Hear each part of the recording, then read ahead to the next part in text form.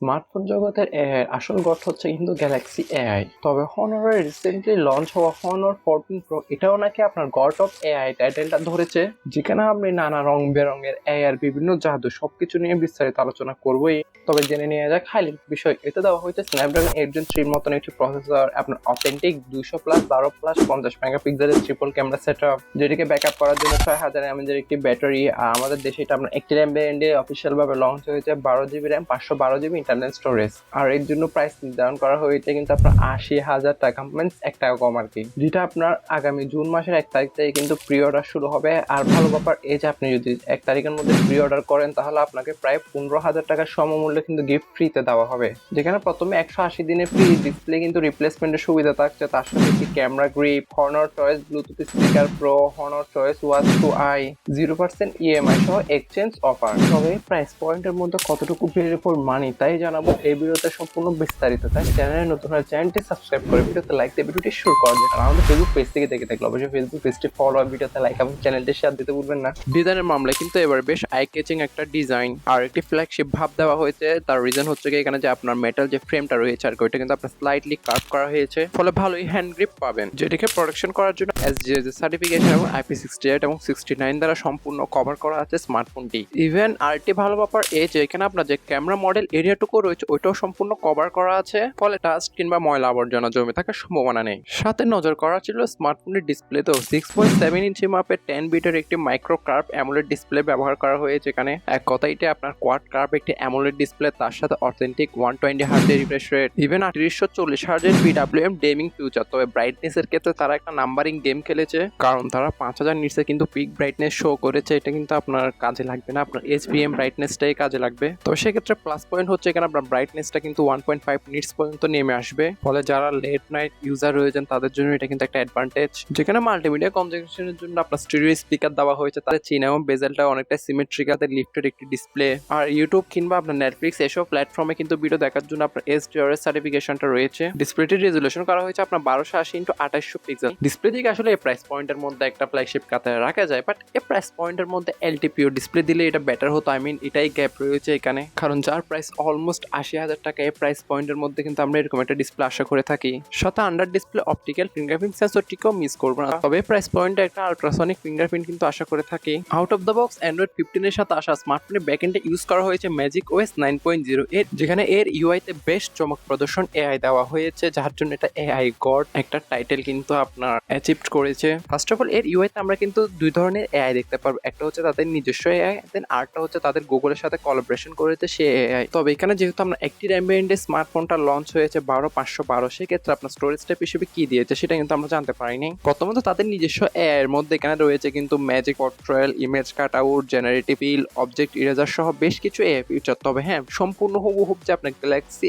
AI এর সাথে টক্কর দিবে তা না। সাথে AI call translation, writing helps, আর গুগলের সাথে কোলাবোরেশনের ফলে আমরা যেসব AI সুবিধা এখানে পাবো, আপনার circle to search, then Gemini এটা আপনার অ্যাজ ইউজুয়াল থাকবে, দেন থাকছে Google VEO2, then image to video ইত্যাদি বিভিন্ন ধরনের AI ফিচার কিন্তু এখানে ইনক্লুড করা হয়েছে। তবে ক্যামেরার ক্ষেত্রে কি আসলে হনর 200 সিরিজের মতন সে ক্যামেরার খেতাবটা নিতে পেরেছে, যাকে পোর্ট্রেট মাস্টার ধরা হতো। চলুন এটা নিয়ে কিছুটা রহস্য উন্মোচন করি। অথেন্টিক 200 মেগাপিক্সেলের ওয়াইড যুক্ত আইসোসেলের HP3 সেন্সর প্রাইমারি হিসেবে রয়েছে।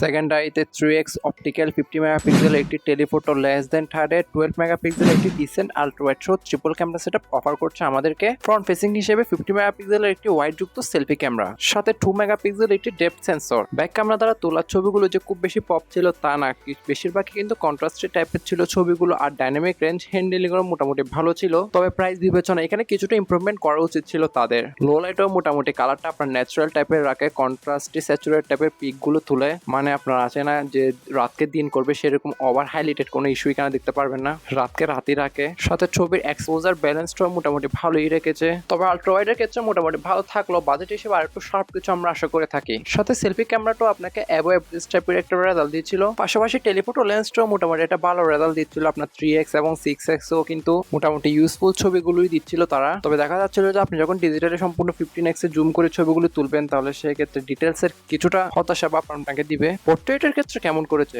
স্মার্টফোনটি দ্বারা আপনি 1x 1.5x 2x 3x এবং 6x এ পোর্ট্রেট ছবিগুলো নিতে পারেন। তবে তখন দেখা যাবে যে আপনি 1x কিংবা 1.5x কিংবা 2x এক্ষেত্রে ছবিগুলো তুললে কিছুটা কন্ট্রাস্টের ভাব দেখা দিবে। তবে আপনি যদি 3x কিংবা 6x টেলিফোটো লেন্স দ্বারা পোর্ট্রেট গুলো তুলেন তাহলে সেক্ষেত্রে সে কন্ট্রাস্টের ভাবের ইস্যুটা দেখা দিবে না। তার সাথে প্রিভিয়াসলি আগের মতনই কার আপনি হার্ড কোডের 3টা অপশন পাবেন। তাহলে ন্যাচারালি আরো কিছু ফিল্ম সিমুলেশন অ্যাড করা হয়েছে যেগুলো আপনারা চাইলেই নিজের মতন ইউজ করতে পারেন। ব্যাক ক্যামেরা দ্বারা সর্বোচ্চ 4K তে 60 fps এর ভিডিওগুলো শুট করার পর আমরা তেমন কোনো ইস্যু দেখতে পাই না, জাস্ট কিছু জিটারিং এর ইস্যু দেখতে পেয়েছি। তার সাথে কিছুটা চিপ করে তুলবে এর লেন্স সুইচিং অ্যানিমেশনটা। এখানে কিন্তু একটু তারা পারলে নজর দিতে পারতো, কারণ এই প্রাইস পয়েন্টের মধ্যে আসলে ছোট ছোট বিষয়গুলো অ্যাভয়েড করা উচিত ছিল না তাদের। তবে হ্যাঁ, স্মার্টফোনটির প্রসেসর সেকশন নিয়ে তো বলা হয় না, যেখানে ব্যবহার করা হয়েছে স্ন্যাপড্রাগন 8 Gen 3, যেটা 4 ন্যানোমিটার নডের উপর তৈরি করে একটি অক্টা-কোর প্রসেসর, যাতে রয়েছে কিন্তু 3.0 GHz এর একটা Cortex X4, দেন 2.95 GHz এর কিন্তু 5টা আপনার Cortex এর A720, দেন 2.2 GHz এর কিন্তু আপনার দুইটা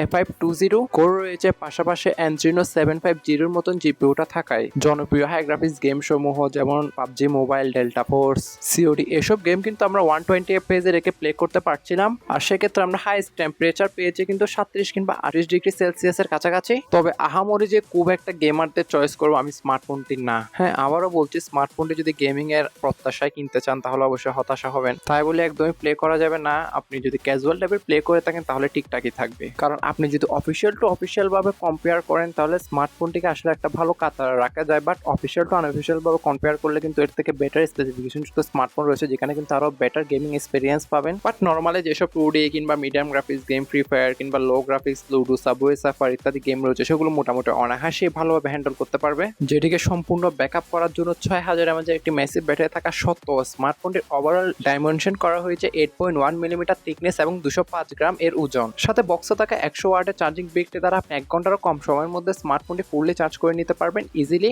যেটি আপনাকে টাইনা টুনে 8 ঘন্টার মতন এসওটি দিয়ে দিবে। ব্যাটারির ক্ষেত্রে একটা বৈষম্য রয়েছে, সেটা হচ্ছে ইউরোপিয়ান ভেরিয়েন্টের ক্ষেত্রে সেখানে কিন্তু আপনি 5300 mAh এর লিথিয়াম ব্যাটারি দেখতে পারবেন। তাই ওইটার মধ্যে আর এটার মধ্যে কিন্তু ঘুলাইয়েন না, আদার্স স্পেসিফিকেশন সব সেমই থাকবে। এই ছিল ওভারঅল স্মার্টফোনটির সম্পর্কে। তবে হ্যাঁ, আমি বলবো যে স্মার্টফোনটিকে যদি আপনি অফিসিয়াল টু অফিসিয়াল কম্পেয়ার করেন তাহলে বেলি ফর একটা ডিভাইস বলা যায়, কারণ আপনি যদি জুনের 1 তারিখের মধ্যে প্রি অর্ডার করে আপনার 10-15 হাজার টাকা সমমূল্য জিনিস কিন্তু তারা অলরেডি আপনাকে গিফট হিসেবে দিচ্ছে। তবে আমার পার্সোনাল ওপিনিয়ন, যেহেতু স্মার্টফোনটা এখন আমরা নিউলি লঞ্চ হলো বিদায় স্মার্টফোনের প্রাইস কিন্তু অনেকাংশেই বেশি।